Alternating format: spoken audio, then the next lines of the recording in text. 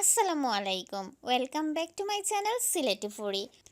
আজকের ভিডিওত আমরা ঘরে থাকা উপকরণ দিয়ে মুখো লাগিয়া থাকার লাখান স্বাদ বিশিষ্ট মজাদার মটর বিরান তৈরি করে দেখাইমু। খুব কম সময়ে বিকালের নাস্তার লাগি মজাদার একটা রেসিপি। ঘরের মাঝে থাকা জিনিস দিয়া কম খরচে বানাই লওয়া যায়।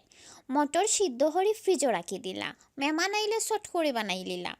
কিন্তু তার আগে যারা এখনো আমার চ্যানেলটারে সাবস্ক্রাইব করছই না, ও ধরনের আরো নতুন নতুন ভিডিও পাইতে প্লিজ আমার চ্যানেলটারে সাবস্ক্রাইব করিয়া পাশে আওয়া বেল আইকনটা প্রেস করে দিবা। পরবর্তী ভিডিওর নোটিফিকেশন সবার আগে পাইলিবা।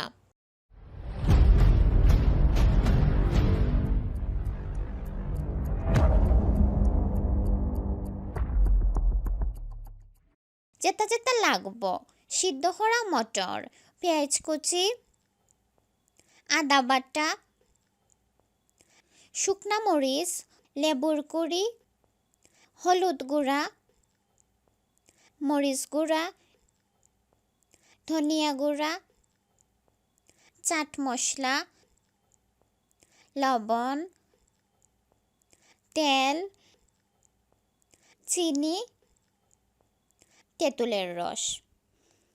পয়লা চুলাত খড়াই বয়াইলাম, এরপরে তেল দিয়া অপেক্ষা করলাম তেল গরম হওয়ার লাগি।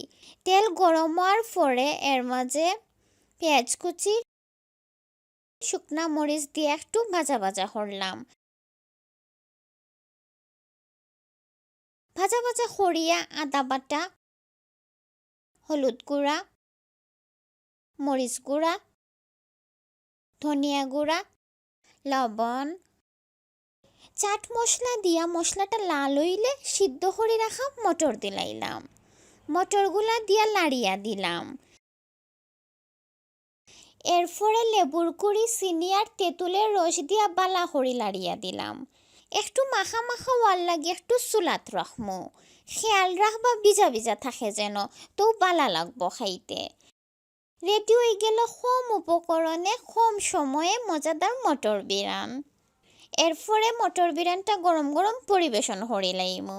আমরার গত পর্বর ভিডিওত কোনো কিছু মেরিনেট করিয়া ভাজার আগে জাল কমানির কথা কইসলাম। আপনার যদি মনে হয় মেরিনেট করিয়া রাখা খাবারটার জাল বেশি হয়ে গেছে, তে জিনিসটা খালি পানির মাঝে দই লিবা, কারণ মশলাটা যা ভিতরে যাওয়ার গেছে কি পানির ডুবাইলে জাল কমিয়ে আইব। আবার বেটার যেটা ডুবাইয়া বাজবা আর কি, অকটা জাল কমাইয়া দিবা, ব্যালেন্স হইয়া আইব। আগামী পর্বত আমরা বিরিয়ানি রোস্ট রেজালার মাঝে কিলান ঝাল কমাইন অকটা জানাইমু। আর আপনার লগে আরেকটা কথা শেয়ার করি, অতদিন আমি ক্যামেরার পিছনে শ্যুট করতাম আর আমার মায় রান্দিতা। নেক্সট ভিডিওগুলাত আপনার লগে রেসিপিগুলা আমি রান্দিয়া শেয়ার করবো। তো আশা করি আজকের ভিডিও আপনার ভাল লাগছে। যদি বালা লাগিয়া থাকে ফ্রেন্ডস ও ফ্যামিলির লগে শেয়ার করেন যেন, আর ভিডিওত অবশ্যই একটা লাইক দিলাইবা। আজকে বিদায় লইরাম, বালা থাকবা সব, আল্লাহ হাফেজ।